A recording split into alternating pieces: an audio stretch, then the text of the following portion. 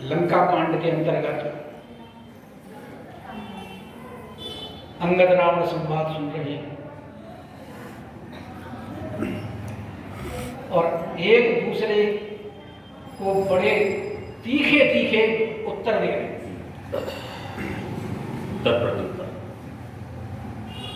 क्योंकि रावण कहता है मेरे समान कौन योद्धा है तुम्हारी सेना में जो मेरे से युद्ध कर सके?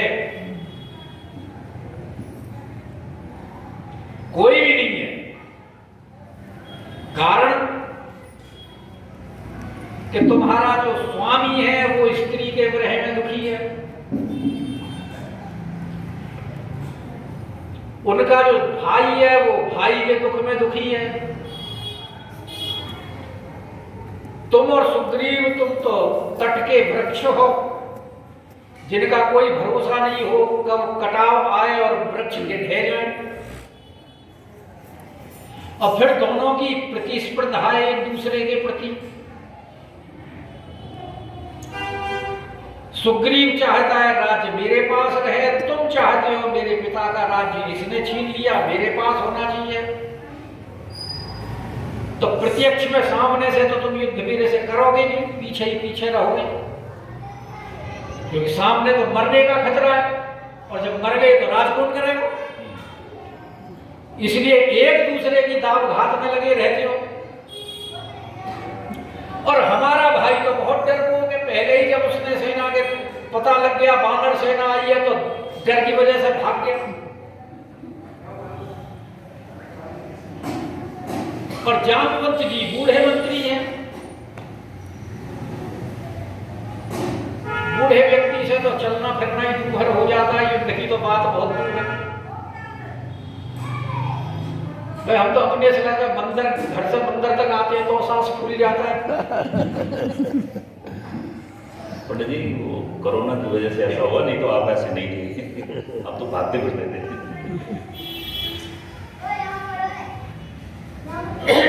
और जो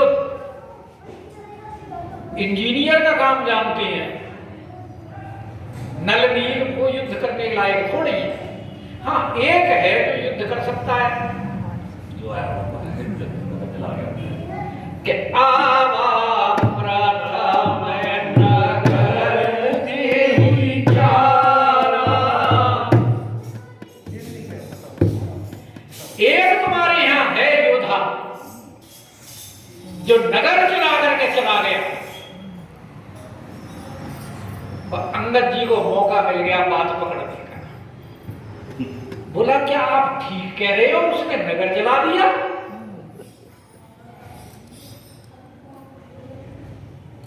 अरे वो तो हमारी सेना में सबसे छोटा बानर है कि रावण नगर अल्प कपीते। अरे सुनियस वचन सत्य को गई। ये तुम्हारे जो वचन हैं ये सत्य प्रतीत नहीं हो रहे हैं, क्योंकि वो तो बहुत छोटा बंदर है और उस छोटे बंदर को तुम क्या कह रहे हो? सुभट।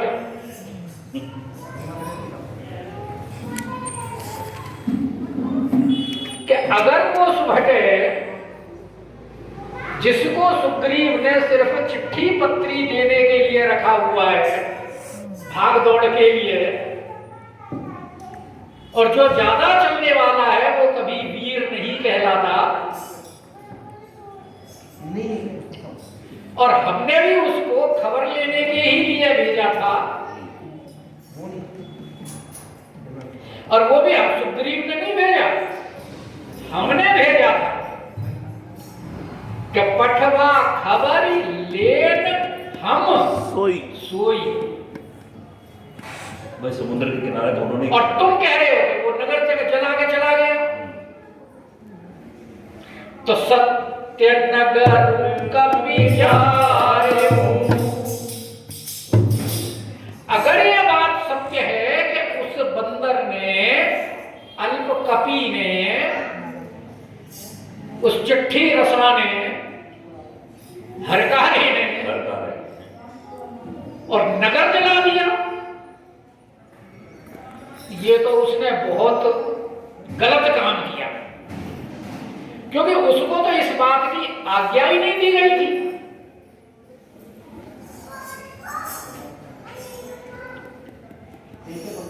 इसीलिए अम्बेडकर जी कह रहे हैं कि सत्य नगर कपि जार्यो और बिनु प्रभु आय सुपार। बिना प्रभु की आज्ञा के उसने अगर वास्तव में ही नगर जला दिया, तो इसीलिए फिर न गए सुग्रीव बही और तेहि भय रहा सुपार। इसीलिए वो सुग्रीव के पास डर की वजह से नहीं गया कि मैंने बिना किसी आज्ञा के और ऐसा कार्य कर दिया तो मेरा मालिक नाराज होगा, पता नहीं क्या दंड दे। और वास्तव में हनुमान जी को आज्ञा क्या हुई थी? खोज लाने, पता लगा। वो चौपाई आती है ना उसमें, किष्किंधा में, किष्किंधा का चौपाई 23 नंबर।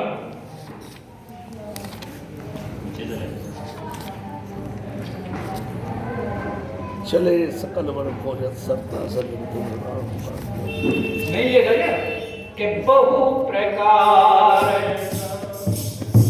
क्या हुई है? भगवान ने क्या कहा है कि बहु प्रकार सही समझाए और कहीं पर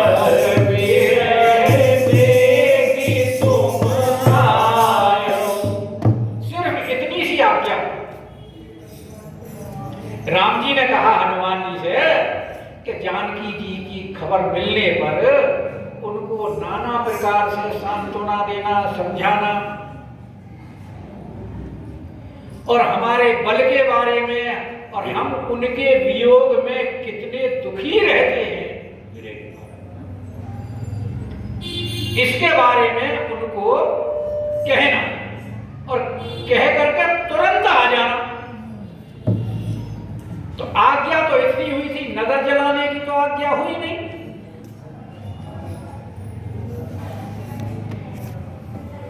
इसीलिए अगर रावण तुम ये बात कहते हो कि सत्य नगर कपि जार्यो और बिनु प्रभु आय सुपार, कि बिना प्रभु की आज्ञा के अगर उसने नगर जला दिया, ये बात सत्य है, तो फिर न गए सुग्रीव बही तेहि भय रहा सुपार। इसलिए वो वापस सुग्रीव के पास नहीं गया।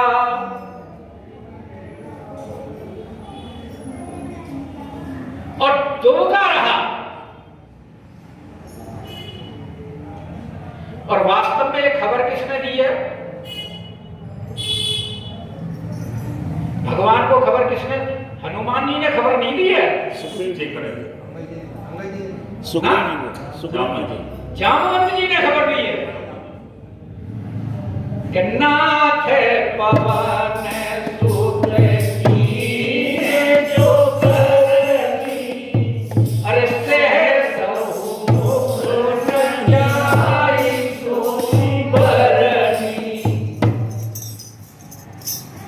तो पवन तनये चरित सुहाए और जामवंत रघुपति सुनाए।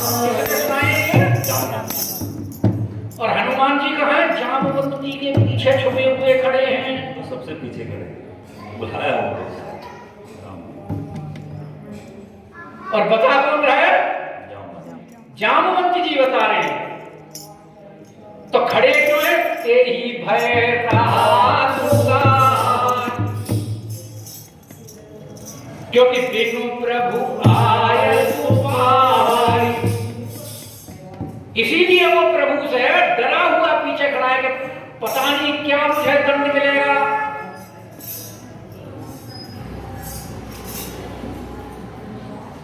और सुग्रीव को भी इन्होंने नहीं बताया, हनुमान जी ने। कि नाथ काज कीने हनुमाना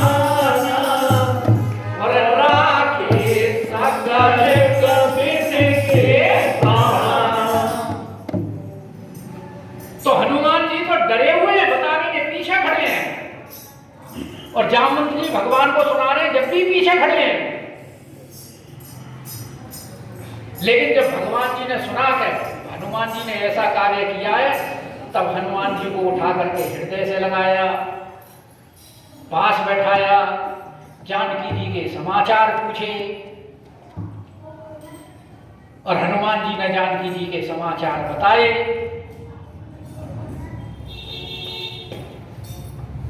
उसके बाद में जब भगवान ने ये पूछा है कि कहू कपि रावण पालत लंका और केहि विधि भयो दुरति बंका। जब भगवान पूछ रहे हैं कि किस प्रकार तुमने लंका जलाई, अब हनुमान जी ने देख लिया कि हाँ भगवान राजी प्रसन्न है, राजी हुई। तब फिर उन्होंने समाचार के आगे सुनाए, प्रभु प्रसन्न जान करके, और तब आगे उन्होंने समाचार। तो यहां इसीलिए वो डर की वजह से अंगद लाल जी कह रहे हैं, गलत नहीं कह रहे हैं, सही कह रहे हैं, वो छुपे हुए थे, वो तो ये प्रमाण है रामचरितमानस में। सुंदरकांड में प्रमाण है। किष्किंधा कांड, सुंदरकांड, क्योंकि जो आज्ञा मिली थी किष्किंधा कांड में, उससे आगे बढ़ के काम कर दिया। तो इसलिए अंगद जी कह रहे हैं कि सत्य नगर कपि जायूं और बिनु प्रभु आय सुपार, तो फिर न गयो सुग्रीव पई। फिर ही न गयो का इसका ये अर्थ और निकलता है, जब वो खाली पीली नहीं गया, वापस सारा काम करके नहीं आए। खाली फिर के नहीं गया, खाली फिर के नहीं गया, खाली पीली फिर के नहीं गया कि फिर न गयो सुग्रीव पई और तेरी भय दुकान। तो सत्य कहे दस कंठ सब और मोहि न सुनि कछुकोर। अब अंगद लाल जी कह रहे हैं कि रावण, अगर तुम्हारी ये बात सत्य है,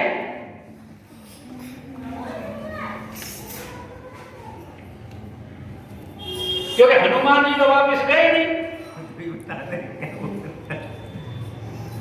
और तुम कह रहे हो कि लंका जला दी, क्योंकि हमने तो ऐसा सुना था कि हनुमत लाल जी को इस बात का बड़ा दुख हुआ कि तुम्हारे पुत्र ने उसको बांध लिया, कि नाग पास बांधे ले गया हूं, और तुम्हारी सभा में उसका अपमान बहुत हुआ, और फिर उसकी पूंछ में भी आग लगाई गई। तो इसलिए उस दुख की वजह से, उस शर्म की वजह से वो फिर न गया सुग्रीव पई, वो वापस गया नहीं। लेकिन फिर भी सत्य कहे दस कंठ सब, अगर तुम ये बात सत्य कह रहे हो तो मोहि न सुनि कछुकोर, तो मुझे इसमें कोई तुम्हारे ऊपर क्रोध नहीं आ रहा। क्यों क्रोध नहीं आ रहा? क्योंकि तुमने जो ये बात कही ना कि तुम्हारी सेना में ऐसा कोई योद्धा नहीं है जो मेरे से कि युद्ध करे, कि तुम्हारे कटक माच सुनु अंगद और मोसन फिरहि कवन जोधापन। कि तूने जो कहा है कि तुम्हारे कटक में कोई ऐसा नहीं है जो मेरे से युद्ध करे, तो ये बिल्कुल ठीक बात है। यही बात सोच करके मुझे तुम्हारे ऊपर क्रोध नहीं आ रहा। कि को न हमारे कटक अस, अरे तो सन लरते जो सो। क्योंकि जब एक छोटा सा बंदर तुम्हारी लंका को तेरे होते हुए और जला गया, तो तुम ठीक कह रहे हो। हमारी कटक में ऐसा कोई योद्धा नहीं है जो तुम्हारे जैसे तुच्छ के साथ युद्ध करके शोभा पाए। दर्द हो जाएगी। क्यों कि शास्त्र कहता है कि प्रीत विरोध समान सन, करिय नीति रस आय। नीति क्या कहती है कि जो समान व्यक्ति हो, पैसे में समान हो, बुद्धि में समान हो, व्यवहार में समान हो, कुल में समान हो, वंश में समान हो, आचार विचार में समान हो, तो उनके साथ में मित्रता और शादी विवाह किया जाता है। कोई लड़का लड़की का संबंध देखते हैं तो देख दोनों पक्ष एक दूसरे को पहले बराबर तोलते हैं, नहीं तोलते। तो जहां समानता होती है वहीं शादी विवाह होते हैं और वहीं मित्रता होती है। तो इसीलिए कह रहे हैं कि प्रीति विरोध समान, तो दुश्मनी भी बराबर वाले के साथ होती है। और करिय नीति असियार, अरे जो मृगपति पद में डुकनी हर किए है गोदान। अगर शेर मेढकों का शिकार करने लगे तो उसे कोई भला कहेगा क्या?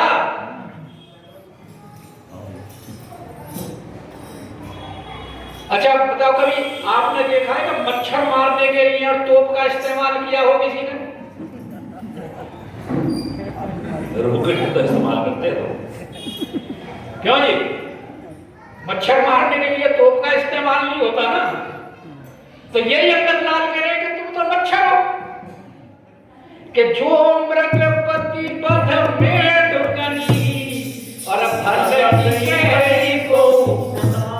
तो इसलिए तुमने जो कहा है कि तुम्हारी सेना में कोई ऐसा योद्धा नहीं है जो मेरे से लड़ सके, ये बिल्कुल ठीक बात है, क्योंकि समानता है ही नहीं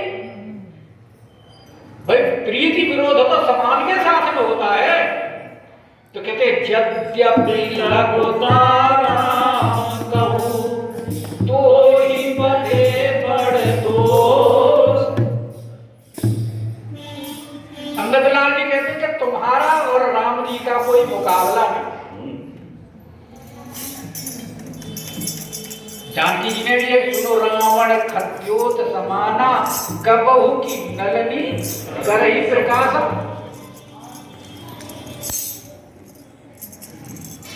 कभी जुगनुओं से कमल खिलता है क्या? वो तो सूर्य के सामने ही खिलता है। तो राम जी का तुम्हारा कोई मुकाबला तो है नहीं। और अगर मानो राम जी तुम्हें मारते भी हैं तो इसमें राम जी को दोष लगता है।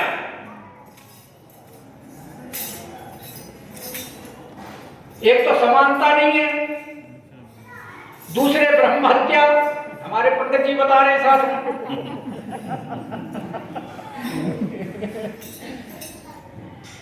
पर ये कहते हैं अगर कोई आतताई हो तो आतताई ब्राह्मण भी हो तो उसे मारने में कोई दोष नहीं है। भाई वो आतंकवादी था पूरा।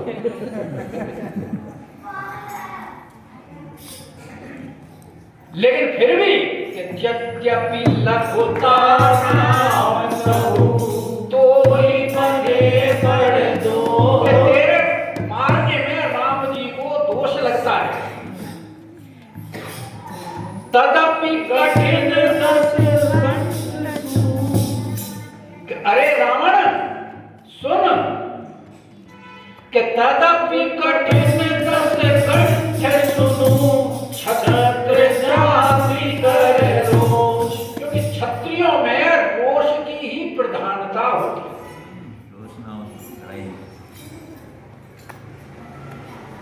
रजोगुण प्रधान होता है क्षत्रियों में, क्रोध अनिवार्य। ब्राह्मणों में सतोगुण क्षमा प्रधान होती है और क्षत्रियों में क्रोध रजोगुण प्रधान होता है। और जब क्षत्रिय का जब रोष उत्पन्न होता है तो रोष में फिर ये नहीं देखा जाता क्या कर्तव्य है और क्या अकर्तव्य है। तो ये मत समझना कि मैं ब्राह्मण हूं,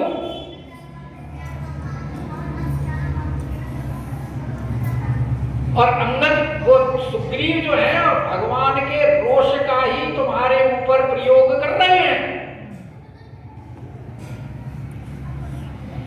इसलिए अंगद जी समझा रहे हैं कि तथापि कठिन दस कंठ सुनु सत्य जाति करो। अब इतनी टेढ़ी टेढ़ी बातें जब अंगद ने कही कि वक्र उभोक्ति कैसी टेढ़ी बातें हैं, वक्र, और कहीं कैसे वचन जो है उनके धनुष के समान है अंगद के, क्योंकि धनुष भी तो टेढ़ा ही होता है। ऐसी उनकी उक्ति भी वक्र है कि वक्र उक्ति वचन सर, वचन जो है वो बाण है और वक्र वक्र उक्ति रूपी धनुष के ऊपर चढ़ाकर जब वजन रूपी बाणों को छोड़ा है तो हृदय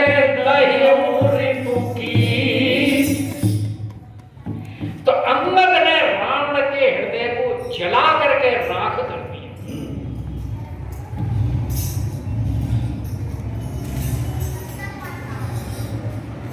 तो वो शब्द भी क्या जो हृदय को विदीर्ण ना करे, वो कवि की कविता ही क्या तो सुनने वाले को मोहित ना करे। लगा लीजिए अंगद जी को आज जो चुनाव किया जामवंत जी ने, कितना सटीक चुनाव था कि अंगद के जो वचन तीर रूपी वचन जो उसके हृदय के अंदर गड़े हैं, अब रावण उन वचनों को कैसे निकाल रहा है कि प्रति उत्तर, अब उनका जवाब देते हुए, जवाब क्या है, सदासी प्रति उत्तर सडसिन मनहु। और सडासी आपने देखी होगी,